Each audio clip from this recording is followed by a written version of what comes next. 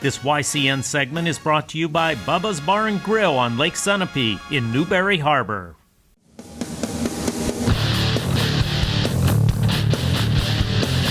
YCN Game of the Week is brought to you by H.R. Clough and Kearsarge Heating, your local energy specialist. La Valley Building Supply, home improvement and construction from concept to completion. Bubba's Bar and Grill, offering fresh salads, hearty sandwiches, brick oven pizza, entrees, and award-winning seafood chowder. Echo Communications, a digitally integrated commercial printer and mailer located in New London, New Hampshire. M.J. Harrington and Company, jewelers and designers since 1948. Raleigh Lakeside Builders, specializing in custom and waterfront homes, shoreline protection, renovations, and full-scale design. Ramontos in Claremont, always fresh, always delicious. Now hosting YCN Sports Talk the first Wednesday of every month. And Mascoma Savings Bank. With no shareholders to please, they are committed to remaining independent and to reinvesting profits in our community. Players coming back out onto the court for the fourth quarter. Stay with us for our player of the game. Yeah, the H.R. Clough Kearsarge Heating turning up the Heat player of the game, where we will choose the team member that has had the greatest impact.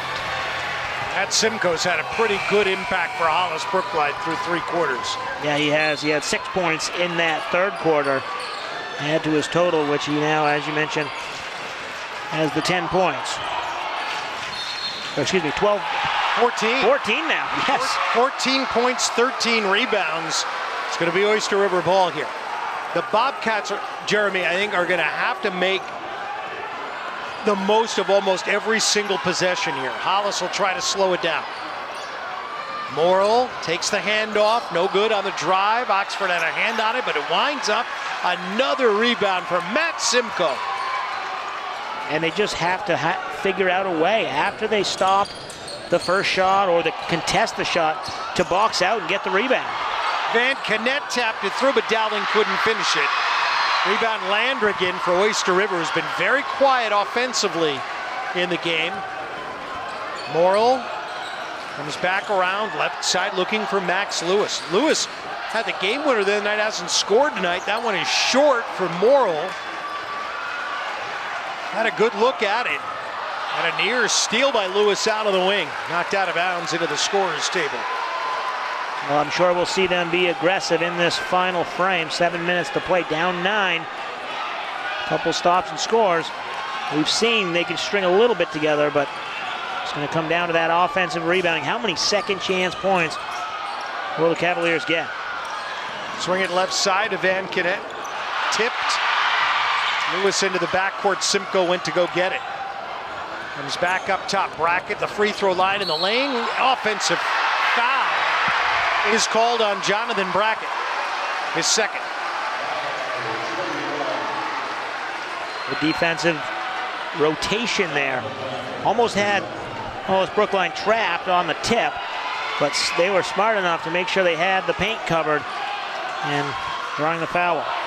Team fouls, 3 on Hollis, 2 on Oyster River. Near side is Lewis, comes into the lane, try to kick it down low off of a body and winds back up with Oxford up top. Brackett, this is Morrill. Oxford slips underneath the basket and a turnover. Oyster River can't go into too many offers here. Today's game is being brought to you in part by Ramontos in Claremont. Always fresh, always delicious. In addition to airing on our 3 TV stations, all YCN games are posted for your viewing anytime at ycnnow.com. Boy, Brackett with a beautiful pass. Dowling didn't finish it. And when Hollis came down with a rebound, Cole Etten will burn one of his 4 remaining timeouts here in the championship game. 15 points for Matt Simcoe. Those are 14 points for Simcoe, the only player in double figures. And Jonathan Brackett has added 9.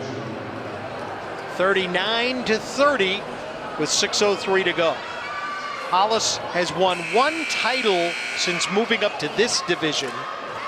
Back in the 60s, the school won 2 Class S titles in 1965 and 1968. They're looking for their 4th title in school history. Oyster River, 5 titles, most recently 1996, which was the last time they were in the championship game. And you mentioned the scoring for the Cavaliers. It's much more condensed for Oyster River. Only 4 players have scored in this game: Thibodeau, Morrill, Landrigan, and Oxford. Van Kennett off of the Simcoe pass deep into the corner. Brackett into the lane, and a scoop, and no good. And Dowling with a rebound to Simcoe, and he gets clobbered by Brennan Oxford.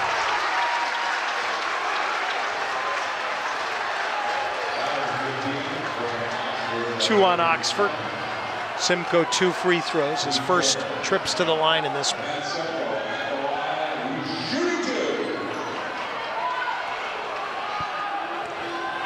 Simcoe against Merrimack Valley the other night from the line, 5 out of 6. Had 21 points, 14 rebounds in the semifinals. This guy is an all-around athlete, also on the football team here in the fall, and one of the leading scorers in Division II. 1 out of 2. The lead is 10 with 5:45 to go.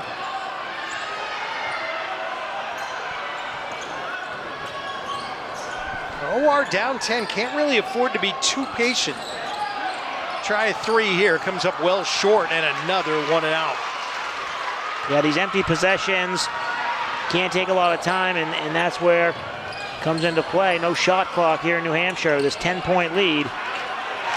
Dowling. Matt Dowling has 7, 42-30. The rebounds are 43-15 Hollis. It's really all you need to know. Story of the game so far.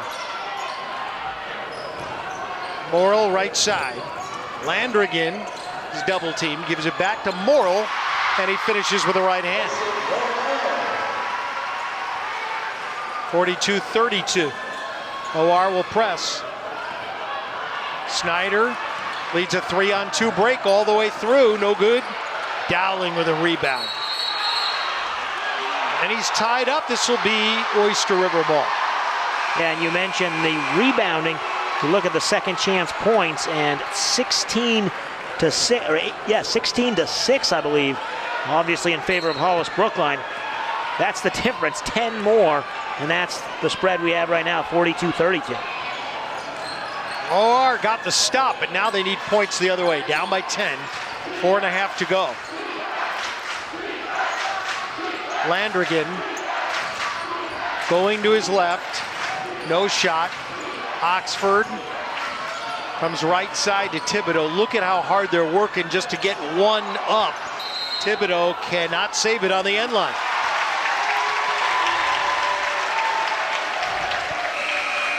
Back over to the Cavaliers, who have a 10-point lead with 4:13 to go. This is the Division II championship game on YCN. This YCN segment is brought to you by Echo Communications, a digitally integrated commercial printer. Inbounds play. They nearly got it away from Simcoe, able to get the ball down to the front court. Oxford knocks it away and stepped on the end line in front of the OR bench. Coach Lauren Lucas likes the hustle there from Brennan Oxford. Today's telecast is being brought to you in part by MJ Harrington Jewelry and Designers in Newport, New Hampshire. And you can watch any of our local shows anytime at ycnnow.com. We're halfway through the fourth quarter. Brackett, bounce pass, went off of the leg of Lewis, winds up with Dowling. Down low is Snyder, who is fouled. And Grant will get to the line here, I believe. Yep. With 3:55 to go. And Oyster River, even when the defense is perfect, it doesn't always go your way. Team foul number 4. Snyder in the championship game, 4 points. Make it 5, now with 3 for 3 from the line. Cam Thibodeau back in for Tyler McKenna for Oyster River.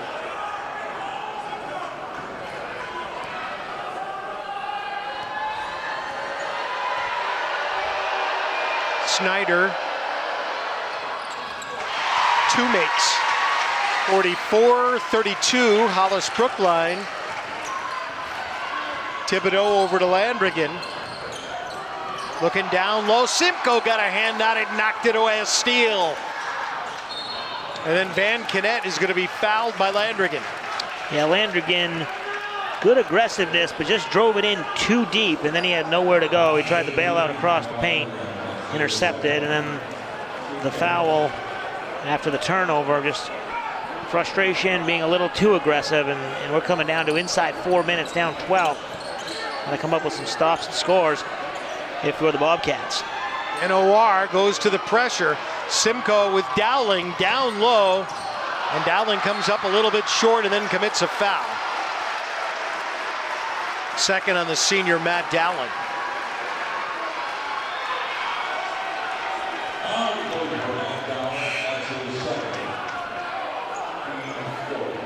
.332 left. Oyster River's got 12 points to make up. Game is right where Hollis-Brookline wants it, right? We had talked about the 40s being the number. Right, and even after only an 8-point first quarter, we've still managed to keep it going for the final 2.5 quarters.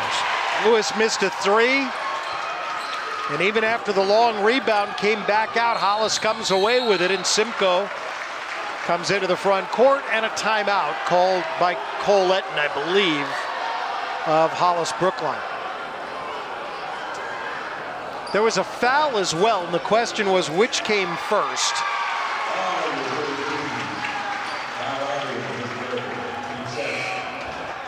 And they're going to call the foul on Oyster River's Kyle Landrigan. Snyder looking inside. Come back over to Brackett. Simcoe right side, Van Kennett down low. Snyder with a left-handed, he'll get to the line again.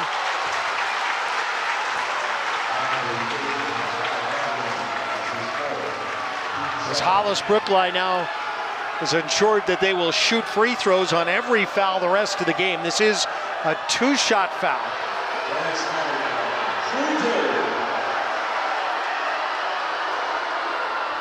It's the fourth foul on Kyle Landrigan. I only had as the third, but they have it up as 4 on the board. Well, he just picked up that one before the timeout, so that he picked up 2 quick ones in just about 30 seconds. Both free throws by Grant Snyder good. 46-32. Hollis looking good, a little under 3 to go now. Morrill comes back out. Landrigan long shot. And a rebound for Hollis-Brookline. They're going to wind up near 50 rebounds in the game. Now timeout. Coletton a full timeout. 2:38 to go.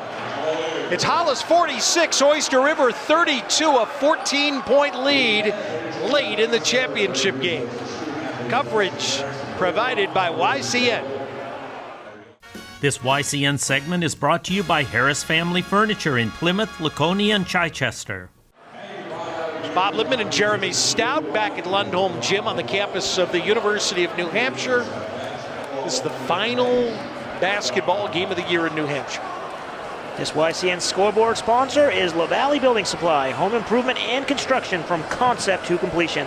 And also by Bubba's Bar and Grill, overlooking the beautiful Newberry Harbor on Lake Sunapee. Be able to get out on the lake one of these days. Hopefully.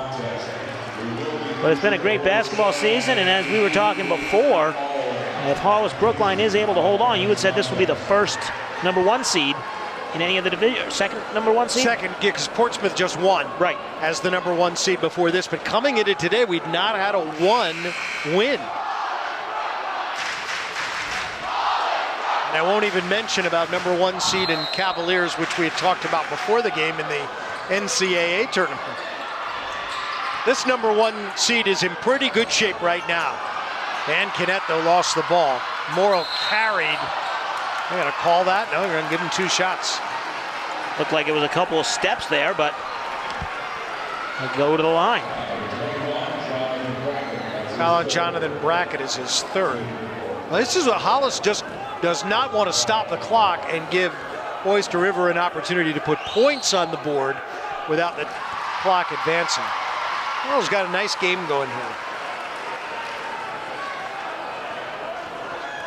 You got to imagine this is the type of situation where, obviously, if Hollis-Brookline can advance the ball over half court, they'll start sitting on it, taking some air out of the ball, up as much as they are, 12 points, with 2:29 to go. Sophomore Morrill's the leading scorer in the game. Only 4 Bobcats have scored in the game. 2:25 left, the lead is 12. Simcoe gets it into the front court safely. Brackett. Right side for Simcoe. They're going to foul or are they going to just play defense? Down to 2:05 to go. Van Knet is tripped up by Brennan Oxford.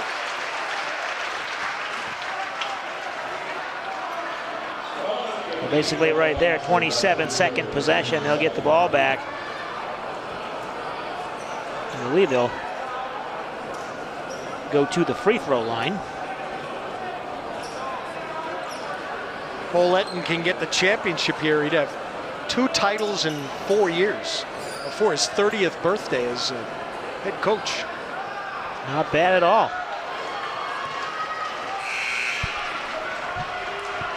Brothers Zach and Ben played for Hollis-Brookline. 1-1 for Scott Van Knet.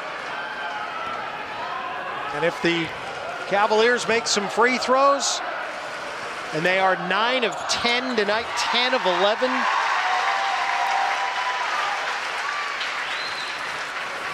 They're going to be cutting down nets here in just a couple of moments. Big 22 has 6 points, bends his knees up, and he has 7, and the lead is 14 with 2:02 to go. Thibodeau front court. Back to his right comes Landrigan into the lane. No. And the ball will stay with the Blue. Now premiering every Tuesday night at 7 p.m. is Keith Hansen TV. Compelling interviews and provocative panel discussions regarding today's hot-button political and social issues with the Northeast's top movers, shakers, and policymakers, featuring Bucky Lewis. Cam Thibodeau will knock down a field goal there with a jumper and a timeout for Lauren Lucas at Oyster River. A year ago, we were documenting the Lebanon sweep of this tournament. Lebanon girls and Lebanon boys both winning Division II titles. And this year, it appears that it's going to be a sweep for the Cavaliers. Hollis-Brookline, their girls winning the title. And now the boys in pretty good shape here, up by 12 with 1:43 to go. Yeah, earlier in the season, like I said, down at over in Southern New Hampshire University, we were there to watch the Hollis-Brookline girls defeat the John Stark General girls, 3-13 seed, and a game that Hollis-Brookline took a big lead. John Stark cut it, or actually took the lead in the third quarter, and then Hollis-Brookline pulled away. So this game had the makings of that, but Oyster River not able to complete the comeback, trailing by 12. Simcoe and Dowling. Dowling with a catch. Instead of taking the shot, he's going to get fouled. And this will be for the seniors. Simcoe, Brackett, Van Knet, and Dowling. Probably get Patrick Close again out on the floor before all is said and done. And, an opportunity here to celebrate it. And not every high school basketball player gets to have that feeling. Dowling with a miss, but gives Simcoe his 17th rebound of the game. And then a foul. Today's game is being brought to you in part by Echo Communications. Call them for all your printing needs. And Raleigh Lakeside Builders, specializing in custom and waterfront homes, shoreline protection, renovations, and full-scale design. Check out their Facebook page.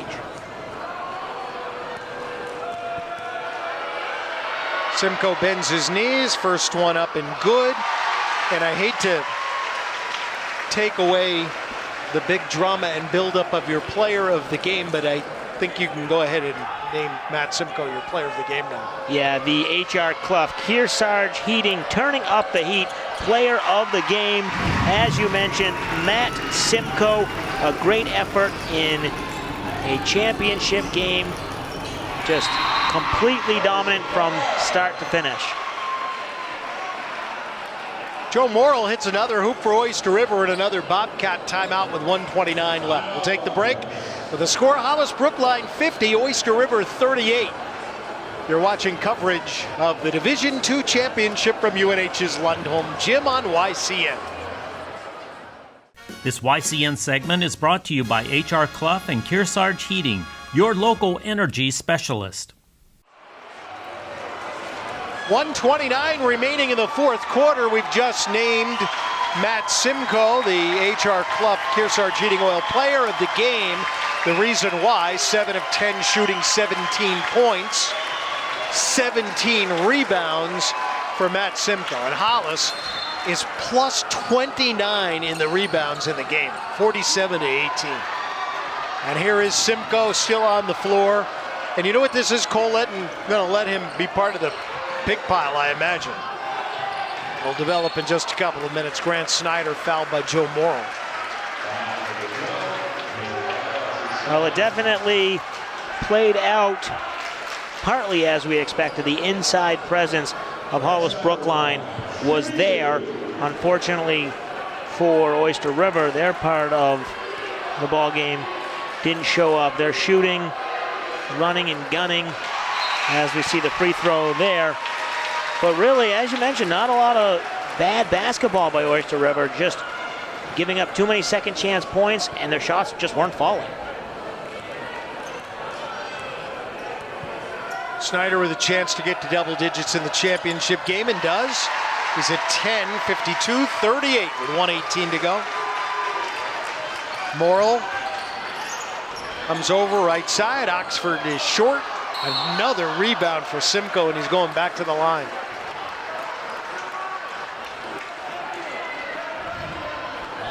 Three-point field goals been no factor in this game. Each team has made one. OR now 1 for 9. Hollis, big night at the line, 15 out of 17. Big improvement over the other night when they missed 9 free throws. Only Simcoe had a good night in the semifinals. This one here.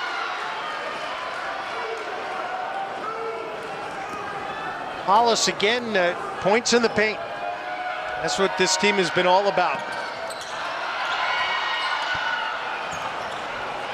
Thibodeau for Oyster River as we approach a minute to go.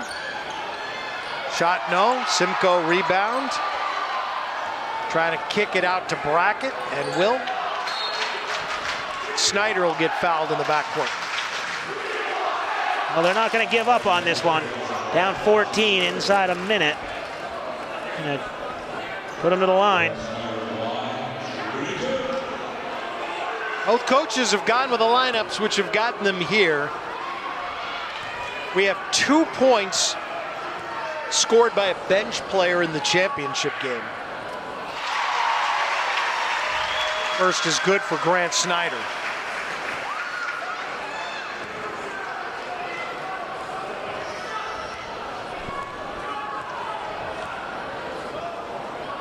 The second one here, and that is good.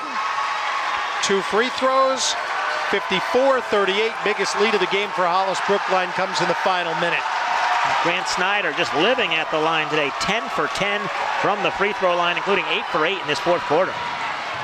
Hollis getting a senior Kyle Bental over to the scorer's table, and the Hollis fans just saw that. They may not even get him in the game. And yeah, Colette will use a timeout, so Bental will be able to come into the game with 32 and a half to go, and it's going to be a Hollis sweep of the Division II championships.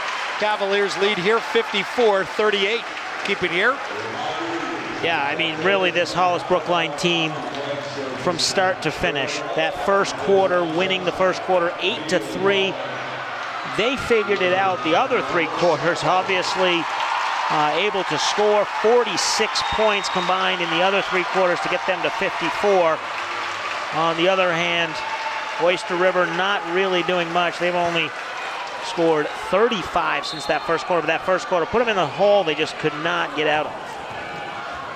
Hollis is going to sweep Oyster River. They held them to 29 points in the first 3 quarters the first time, 30 today. And when you know that a team wants to go up and down and score, and then you hold them to those kind of numbers, you've done a terrific job.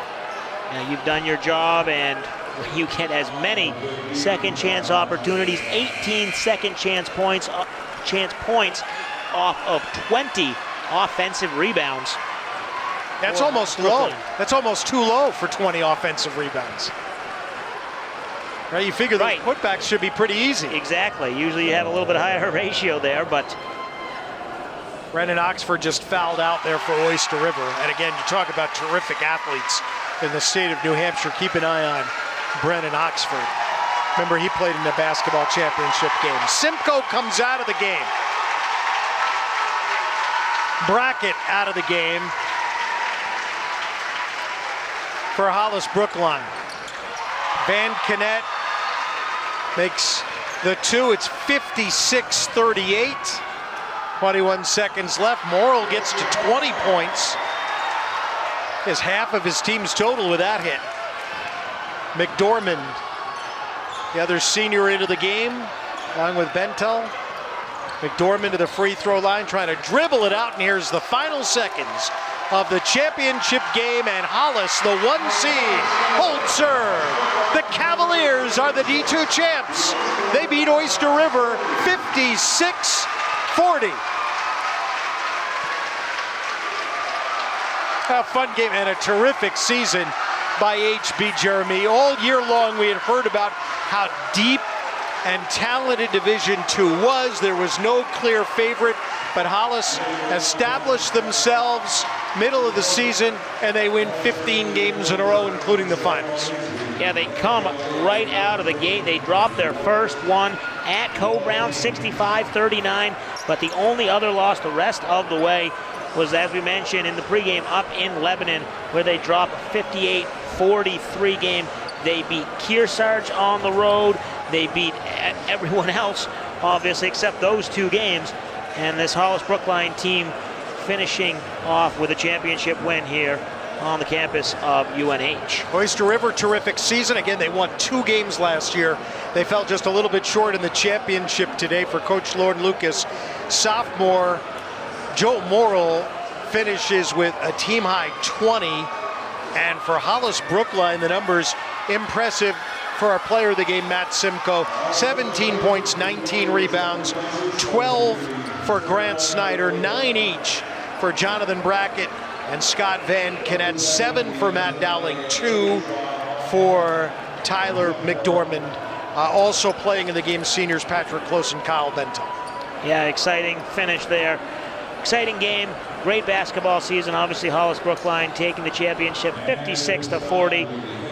So that's going to do it for another basketball season. YCN, Bob, it's a lot of fun working with you for the first time, and good luck down the road. I'm sure we'll meet again. All right, for Jeremy Stout and all of us at YCN, I'm Bob Lippman. Thanks for joining us for our coverage of the Division II championship game from UNH's Lund Home Gymnasium.